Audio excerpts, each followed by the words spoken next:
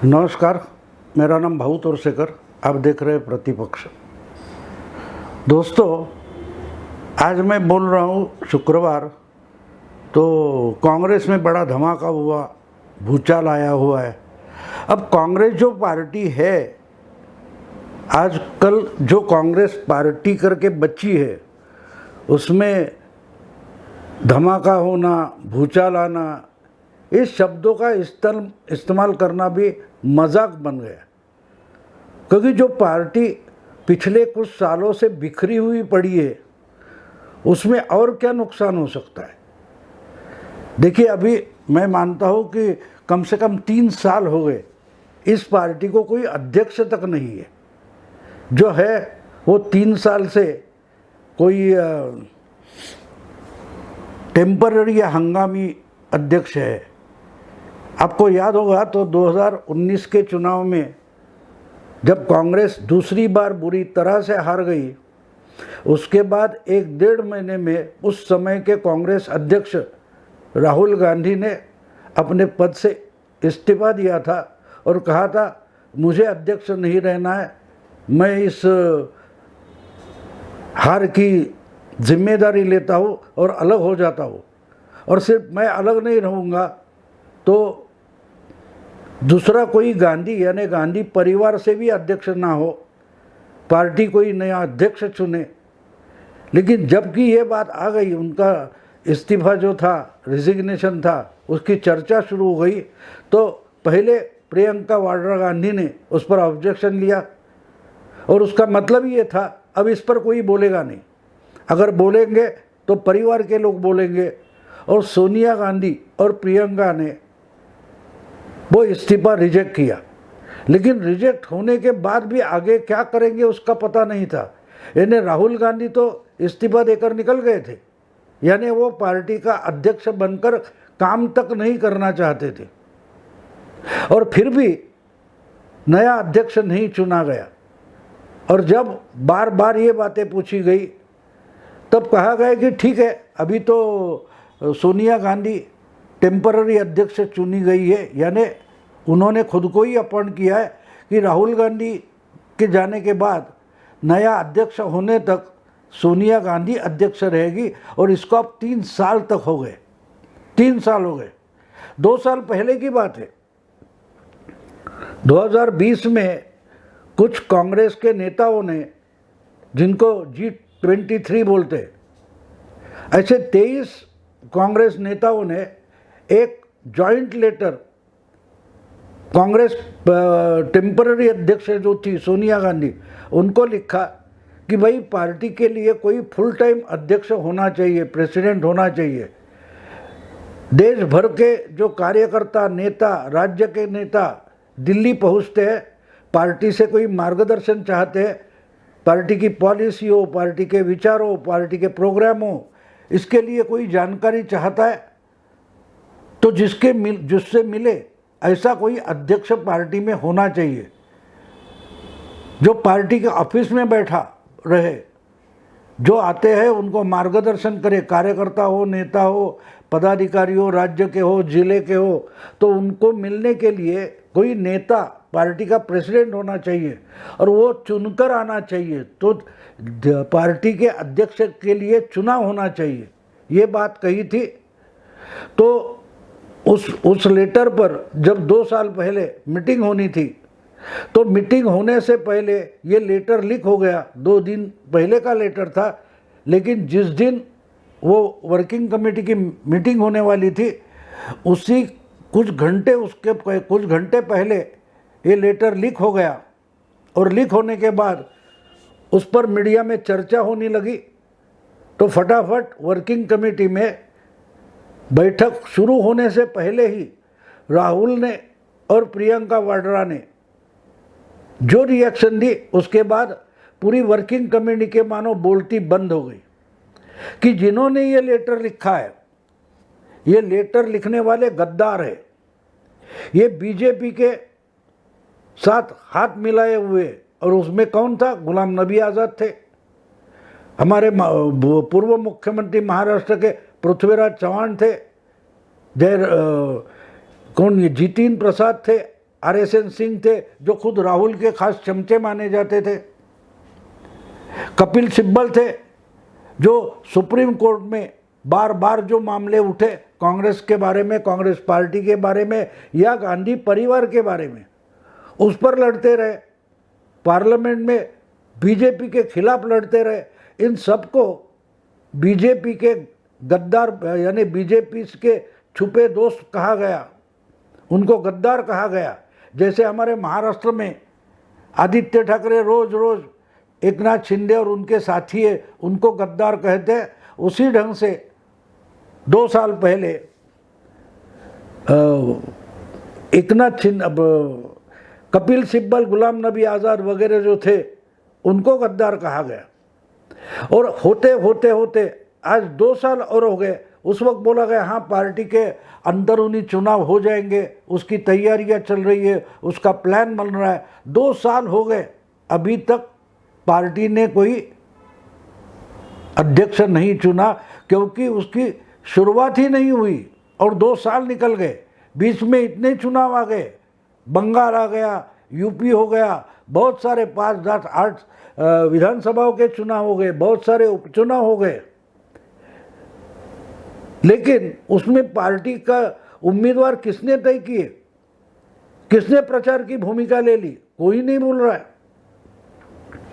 और बुरी तरह से पार्टी का सुपड़ा साफ बंगाल में हो गया, यूपी में हो गया, बहुत सारे जगह हो। पंजाब में तो सत्ता थी, पंजाब में जो चीफ मिनिस्टर था वो लोकप्रिय पॉपुलर चीफ मिनिस्टर था अमरिंदर सिंह, उसकी करियर ही खत्म कर दी।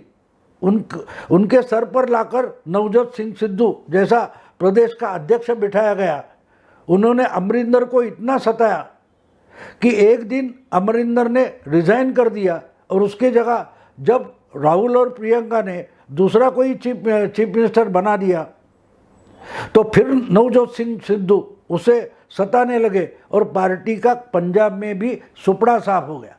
यानी कि छत्तीसगढ़, राजस्थान और पंजाब जो 3 राज्यों में कांग्रेस की सत्ता थी, उसमें से एक जगह की पंजाब की सत्ता कांग्रेस ने ही, राहुल गांधी और प्रियंका वाड्रा ने ही खत्म कर दी।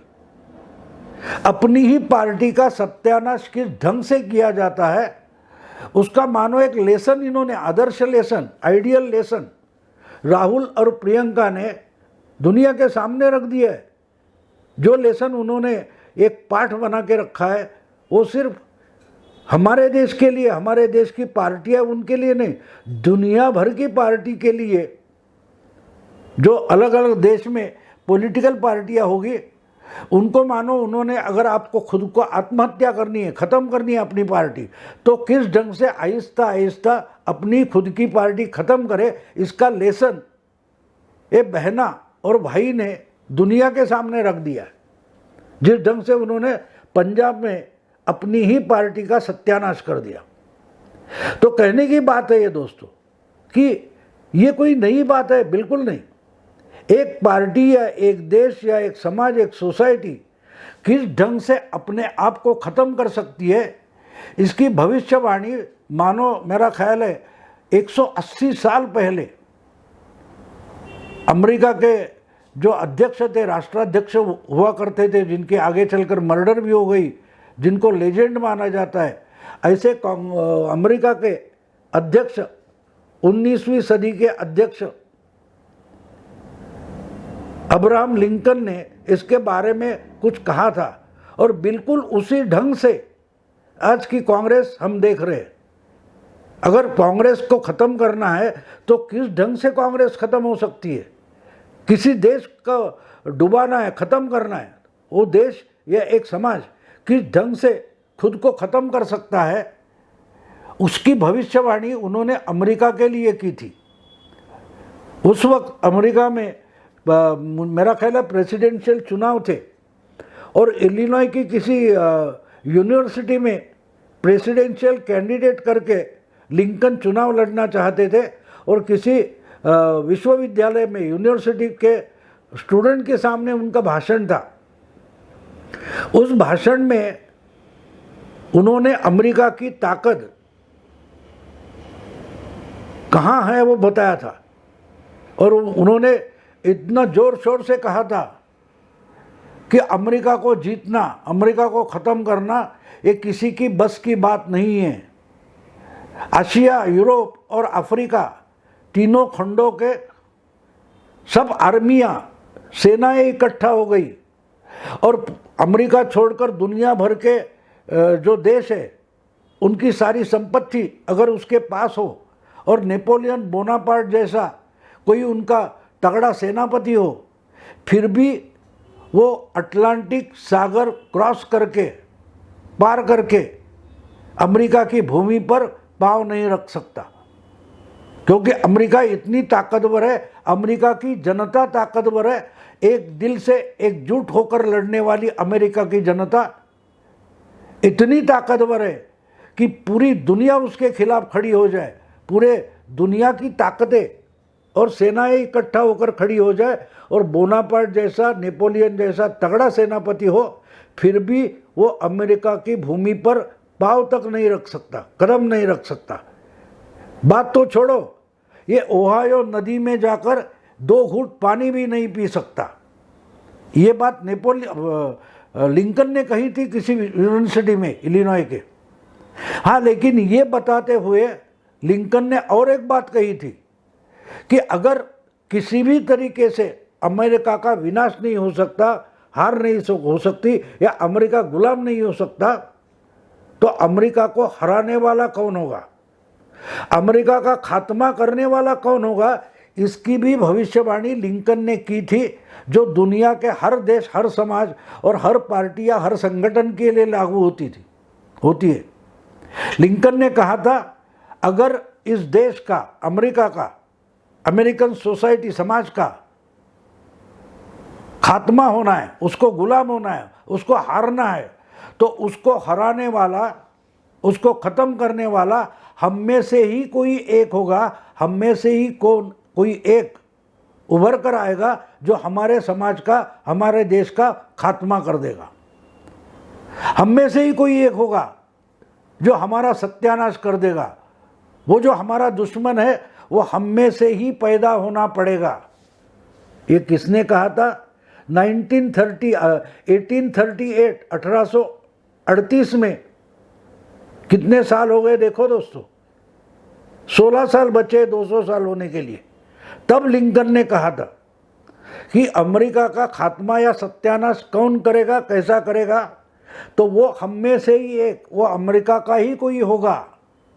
ऐसा कोई नेता हो, ऐसी कोई व्यक्ति हो जो नागरिक तो अमेरिका का होगा लेकिन अमेरिका का सत्यानाश कर देगा। जब आज कांग्रेस की बुरी हालत हम देखते हैं, कांग्रेस का पूरा संगठन है, पार्टी संगठन है, वो दुबला हो गया है, बीमार हो गया है, फिर से उभरने की कोशिश भी नहीं हो रही है। मानो मौत आने के इंतज़ार में एक पार्टी बैठी है, कोई इंसान बैठा है, उसी तरीके से कांग्रेस अपनी ही मौत का मानो इंतज़ार कर रही है। और इस ढंग से अगर कांग्रेस डूब रही है, मर रही है, तो उसको जिम्मेदार कौन है? ये किसकी करतूत है? जिसका नाम राहुल गांधी है। और आज मैं बोल रहा हूँ, उस वक्त यानी 26 अगस्त को गुलाम नबी आज़ाद ने राहुल गांधी को जिम्मेदार पकड़कर उनके सर पर ठिकरा फोड़ा है कि इन्होंने पार्टी ख़त्म कर दी है, ये पार्टी मार रहे हैं, पार्टी का सत्यानाश कर रहे हैं, अपने चमचों के घेरे में रहते हैं और ज़मीन से इनका रिश्ता टूट गया है। ज़मीनी हकीकत जिनको पता नहीं वो कांग्रेस चला रहे। तो इसका मतलब क्या है? राहुल गांधी कोई दूसरी पार्टी से आरएसएस ने भेजा हुआ इंसान नहीं है। राहुल गांधी कोई ऐसे नहीं कि जो नरेंद्र मोदी या बीजेपी ने अपना एजेंट बनकर कांग्रेस में भेज दिए और उन्होंने कांग्रेस को ख़त्म किया। बिल्कुल नहीं। राहुल गांधी तो उसी कांग्रेस की निपज है जिसको पिछले कम से कम 70-80 साल से एक ही परिवार चला रहा है, जिस परिवार का नाम गांधी परिवार है। और उसी गांधी परिवार की निपज है, मानो चौथी या पांचवी पीढ़ी जो होगी। बात यह है कि इसको रोकना किसी को अभी संभव नहीं है, क्योंकि राहुल गांधी लिंकन की भविष्यवाणी उस देश में नहीं बल्कि इस देश में एक पार्टी में, देश के लिए नहीं पार्टी के लिए सच करके दिखा रहे कि मैं कांग्रेस पार्टी से निपस कर आया हूँ, पैदा हुआ हूँ और मैं ही कांग्रेस को ख़त्म कर दूंगा।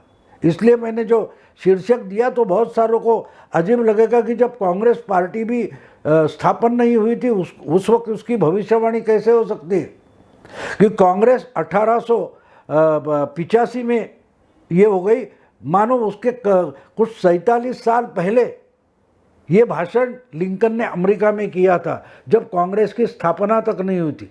लेकिन वो जो भविष्यवाणी उन्होंने बोल कर रखी है, वो जो रिकॉर्ड पर भी है, वो भविष्यवाणी राहुल गांधी और प्रियंका वाड्रा ने सच करके दिखाई है।